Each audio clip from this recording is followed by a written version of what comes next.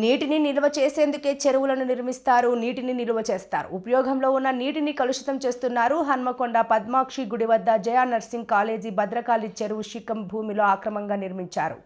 College నుంచి వచ్చే మలమూత్రాలు చెరువులో కలుస్తున్నాయి. భద్రకాళి దేవస్థానానికి ఆనుకుని ఉంది. దేవస్థానానికి సంబంధించి ఆ వాటర్ను వినియోగిస్తారు.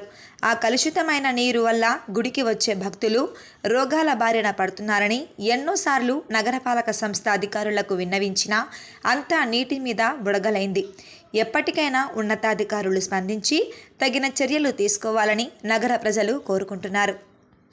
పేరు దీనదయాల్, రెడీమార్ ఆర్టీఏ ఆర్గనైజేషన్ ప్రెసిడెంట్ని. వరంగల్ కార్పొరేషన్ హనుమకొండ పట్టణం పద్మాక్షి రోడ్డుకు వెళ్లే దారిలో జయ నర్సింగ్ కళాశాలకు చెందినటువంటి నర్సింగ్ కళాశాల భవనం యొక్క మానవ వ్యర్థాలన్నీ కూడా భద్రకాళి చెరువులకు పైప్ లైన్ ద్వారా పంపిస్తూ ఉన్నారు.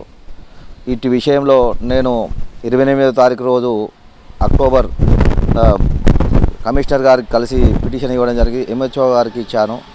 ఎంహెచ్ఓ గారు వాళ్ళు పరిశీలించకుండానే అంతా కరెక్టే ఉన్నది అని చెప్తా ఉన్నారు. దానికి నాకు తెలిసి బిల్డింగ్ పర్మిషన్ లేనట్టుగా కూడా తెలుసు.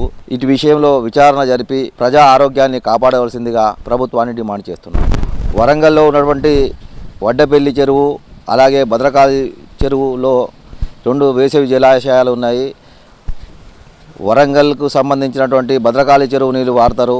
ఆ భద్రకాళి జలాశయంలో హనుమకొండ వైపుగా భద్రకాళి శిఖం చెరువులో ఈ మానవ వ్యర్థాలు కలిసి ప్రజల యొక్క అనారోగ్యాలకు గురై తద్వారా అనేక కష్ట నష్టాలకు భరిస్తూ ఉన్నారు. ప్రతిరోజు ప్రైవేట్ ఆసుపత్రులకు తిరగలేక ప్రజలు వేసారుతున్నారు. ఈ ప్రజారోగ్యం గురించి మున్సిపల్ కార్పొరేషన్ చర్యలు తీసుకోవాల్సి ఉన్నది. మున్సిపల్ కార్పొరేషన్ యొక్క బాధ్యత లేదా? కనీసం మానవ వ్యర్థాలు డైరెక్ట్గా పైప్ లైన్ ద్వారా భద్రకాళి జలాశయంలో జయ నర్సింగ్ హోమ్కు సంబంధించినటువంటి మానవ వ్యర్థాలు అనగా లాట్రిన్ బాత్రూమ్కి సంబంధించిన మానవ వ్యర్థ నీళ్లు కలుషితమైన నీరు ఆ మంచినీటిలో కలుస్తూ ఉన్నది.